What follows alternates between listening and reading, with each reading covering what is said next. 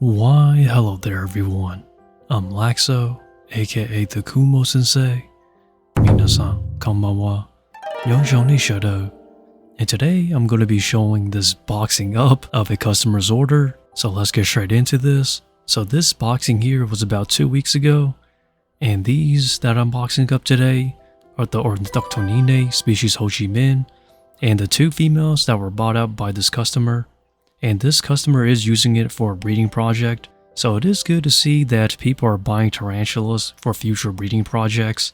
And I do apologize if I sound a little bit under the weather, and that's because I kind of am.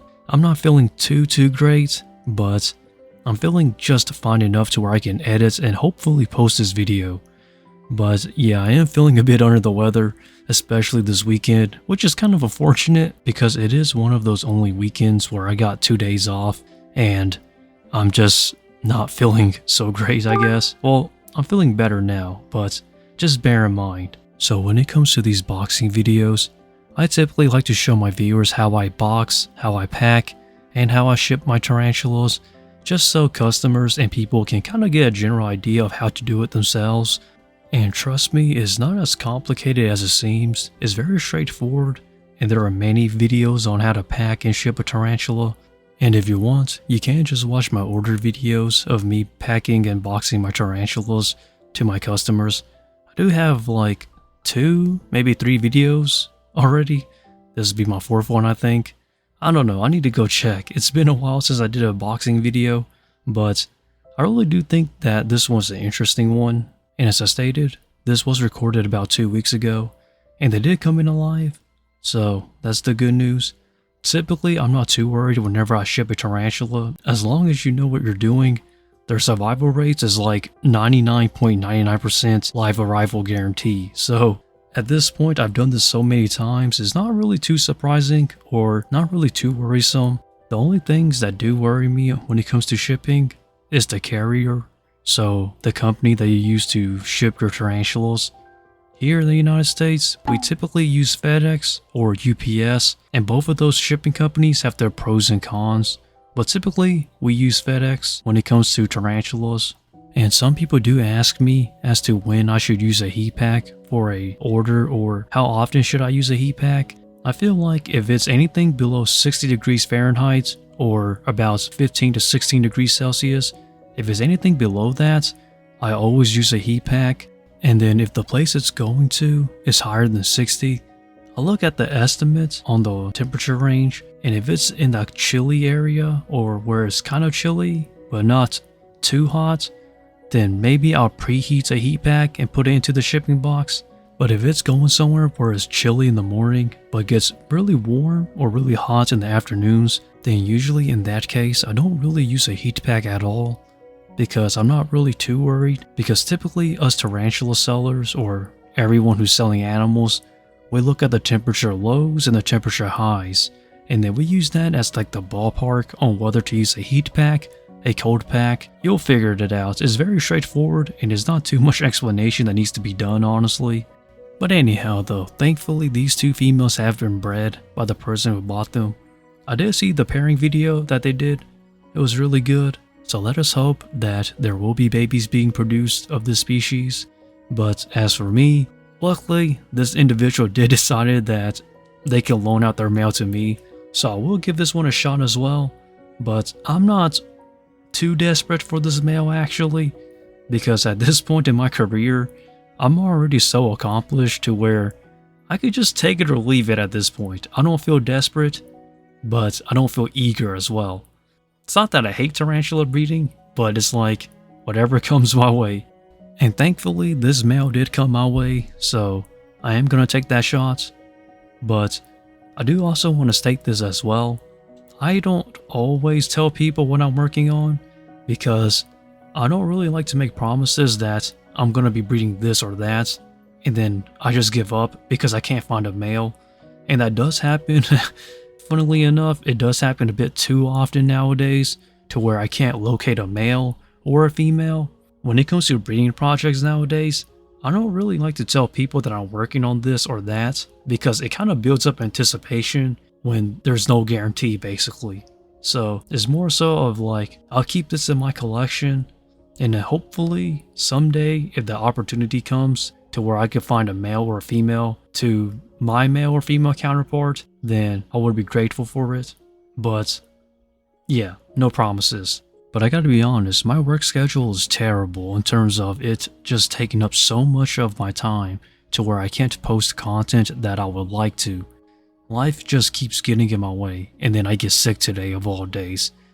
Isn't that just beautiful? Hopefully I can save up and get a house, because that is the goal. If I can get more space instead of an apartment or duplex, actually, get a house for myself, then I can for sure build more glass enclosures and then maybe do a collection video, I guess. My collection is very small though, so it may not be interesting, but I think for you viewers, you'll probably like to see what I have.